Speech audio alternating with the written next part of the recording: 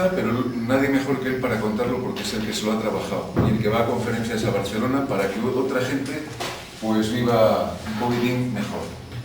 Este sobre las sectas también está. Otro de las sectas de mentiras, y hay más por ahí, de poesía, de literatura.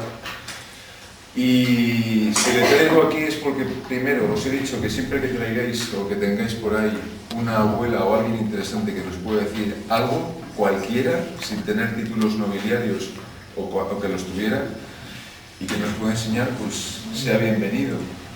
Una de las cosas que más me fascinó de este señor es que dice cosas distintas a las que dice la productotecnia nadie mejor que él para comentarlo. Luego podemos hablar, hoy no tenéis más que atender, dejad los apuntes y solo, y luego podemos hacer un pequeño debate. A mí me encantaría hoy las 4 horas, pero como el horario, con un grupo, con todos. Tiene más labia que bueno, ha hecho teatro y todos esos rollos, que os hable. Luego 20 minutos hablas, vale, y luego un diálogo. Yo creo que sería lo más prudente. Lo que pasa es que yo en teatro he hecho mimo, entonces quería hablar. Bueno, Ramiro Pinto, ahí lo dejo. Si os parece, vamos a hacer una cosa, y es el que me hacéis una serie de preguntas sobre los temas más o menos que os ha planteado y luego pues charlamos sobre ello, charlamos de manera colectiva. ¿Os parece? Porque si no, suelto un rollo y dicen, bueno, ¿y eso para qué yo vengo aquí? Y bueno, pues qué interesante, pues qué tal. Entonces quizás sobre cosas que realmente os ya hayan llamado la atención a partir de las fotocopias que os han dado o temas que os puedan interesar, pues reflexionar sobre ello. Entonces me metí un papel y un boli precisamente para que me hagáis las preguntas. A ver, ¿levantéis la mano o así? Pues la levanto yo.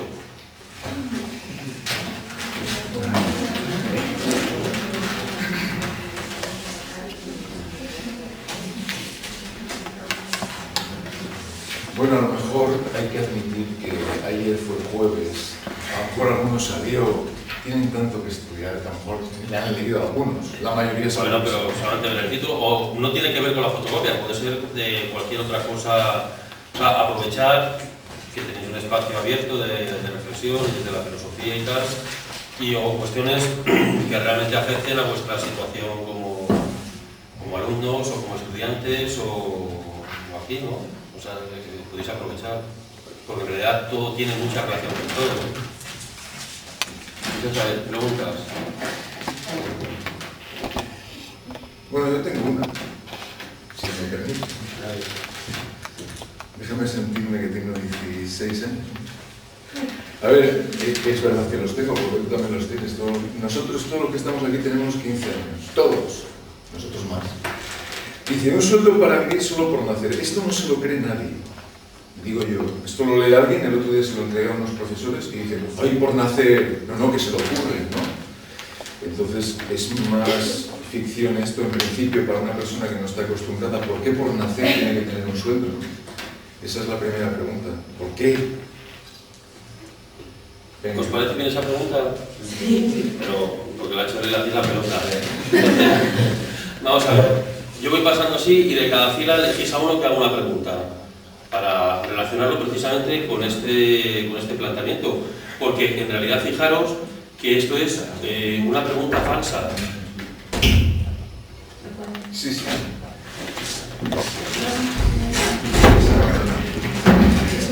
No, eso es que tenemos jugamos en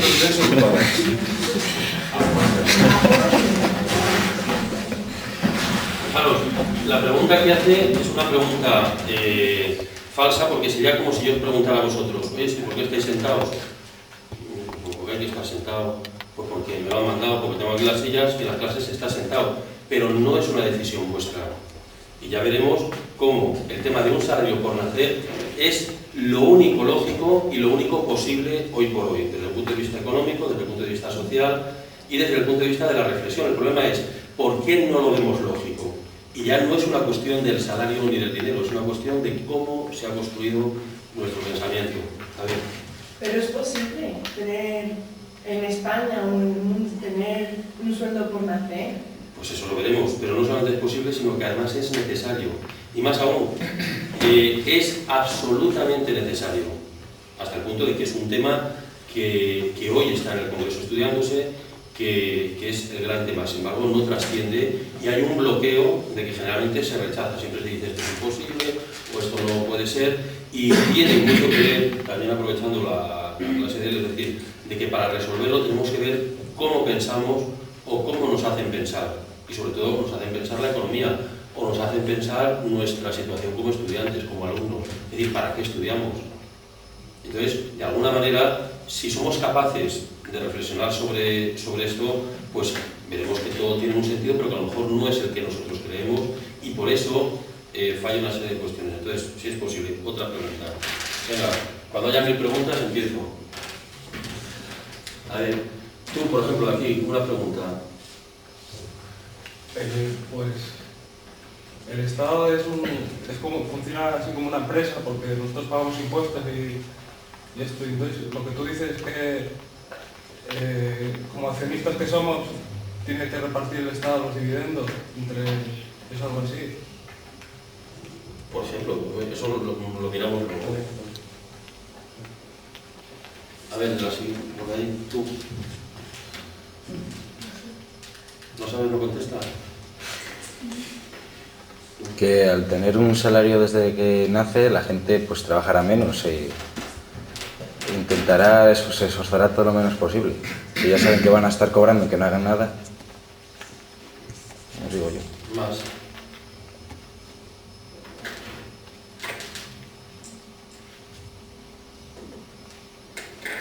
¿Dos preguntas más? A ver. Puede ser todavía muchas cosas. Por allí. Tú. Sí. ¿Cuánto se pagaría si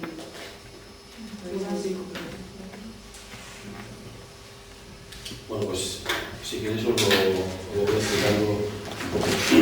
Fijaros que este es un tema que yo en principio, cuando lo empecé a estudiar, me parecía absolutamente nuevo. Y resulta que es un tema bastante recurrente a lo largo de la historia, a lo largo del tiempo, y que tiene que ver luego mucho pues, con planteamientos sociales, políticos, económicos, y que realmente no es un problema raro. El problema es que se ha convertido en una situación extraña por a lo que estamos acostumbrados. ¿Qué ocurre?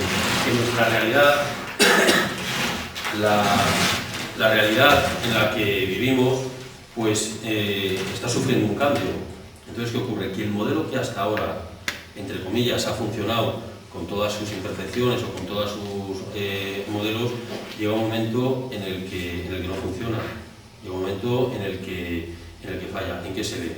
Se ve, por ejemplo, en el que se plantea el dar trabajos para todos, es decir, ¿cómo se repartía antes la riqueza?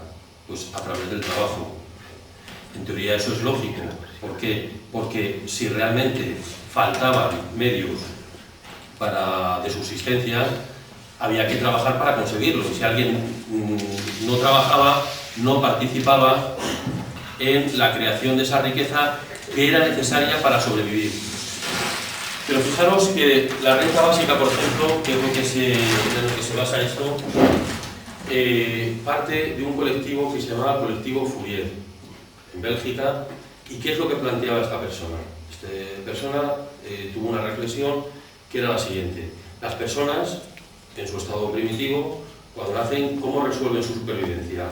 Cazando, resuelven su supervivencia pues, cogiendo frutos o llegan a un sitio, cultivan más adelante, pero poco a poco se va compartimentando las tierras, se van cogiendo las industrias, las casas, y todo se convierte a partir del siglo XIX en una propiedad privada.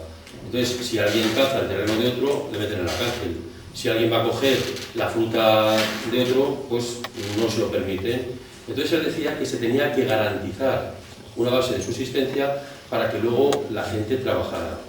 Fijaros que eso define la base del trabajo, es decir, si tú trabajas pero no te da el trabajo para sobrevivir, ¿para qué trabajas? Entonces tampoco tendríamos mano de obra. Pero sucede un salto cualitativo desde hace muy poco tiempo. Desde hace 30, 40 años que es el desarrollo tecnológico. Vosotros aquí que tenéis la cultura pues, del campo, os habrán contado, por ejemplo, vuestros abuelos. Es decir, para recoger el trigo, para recoger el cultivo, eso hacía falta que vinieran toda la familia, venían gallegos, venían a recolectar, al trabajo del campo, a sembrar. Pero sin embargo, hoy, el trabajo que antes hacían 25 personas, hoy lo hace una. Y no solamente lo hace una, sino que lo hace en la mitad de tiempo. ¿Qué quiere decir eso? Que el resto de gente, pues de alguna manera, no tiene ese trabajo. Entonces, a partir de un momento determinado, a través del trabajo, no se puede repartir la riqueza. Y de hecho no se reparte. ¿Qué ocurre? Que llega un momento en que, fijaros, el trabajo pierde su sentido. Es decir, el trabajo siempre, ¿qué es? Es un medio para resolver necesidades, ¿o no? Es decir, yo trabajo porque hace falta construir casas, yo trabajo porque hace falta cultivar alimentos, porque hace falta sacar carbón, con todo esto. El problema es, cuando eso ya está resuelto, porque a través de la tecnología se genera mucho, ¿qué hacemos? Pues surgió una cosa que se llama el keynesianismo, el modelo keynesiano, que dice, bueno, entonces, para que esto se potencie, vamos a desarrollar una economía de consumo. ¿Qué quiere decir? Que vamos a hacer que la gente tenga un coche, luego tenga dos, tenga un reloj, tenga un vestido, no solamente un vestido, tenga 50 vestidos, tenga esto, se crea la moda, se crea la publicidad y a través del consumo, se va potenciando la producción. Pero ¿qué ocurre? Que surge un límite, por ejemplo, que es el deterioro de la naturaleza. Llega un momento en que tantas industrias contaminan y que encima no sirven para nada. O, por ejemplo, en el campo llega un momento en que se cultiva para recibir subvenciones y no para vender el producto. Si antes se cultivaban patatas era para venderlas, pero es que ahora sobran. Sobran y además en otros sitios son más baratas. Y además lo necesitan más vender para sacar ese dinero. O, es decir, el trabajo se convierte en un fin. Vamos a generar necesidades de tipo generalmente psicológicas, de prestigio, a través de la publicidad, de imagen, para mantener la cadena productiva. Pero llega un momento en que eso tampoco funciona. Y, por ejemplo, toda la normativa medioambiental que hay, no sé si habéis oído hablar lo del Kioto, lo del cambio climático, hay una legislación enorme, pero no se puede cumplir. ¿Por qué? Pues porque, por ejemplo, dicen, miren, el carbón ya no hace falta, surgen los mineros, no, los puestos de trabajo. Entonces, lo que se plantea es decir, bueno, ¿y por qué no pensamos en que habiendo tanto dinero y en una economía, por ejemplo, hoy, a ver, ¿vosotros sabéis en qué es lo que más se gana dinero?